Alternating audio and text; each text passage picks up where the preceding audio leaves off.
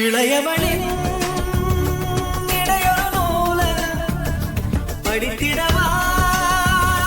பணிவிடும் இரவனாயிரம் இடைவெளி எதற்கு சொன்னவர்க்கு உன்னாடம் ஒரு முறை விடுமுறை எடுத்தால் என்ன என்னை தீண்டக்கூடாதென வானோடு சொல்லாது வங்கக்கடல் என்னை ஏண்டக்கூடாது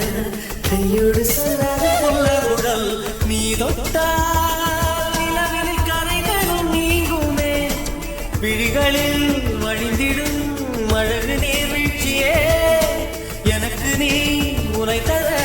எதற்கு ஆராய்ச்சியே உனவிட வேறு நினைவுகள் ஏது ரோஜா ரோஜா ரோஜா ரோஜா ரோஜா ரோஜா கண்ட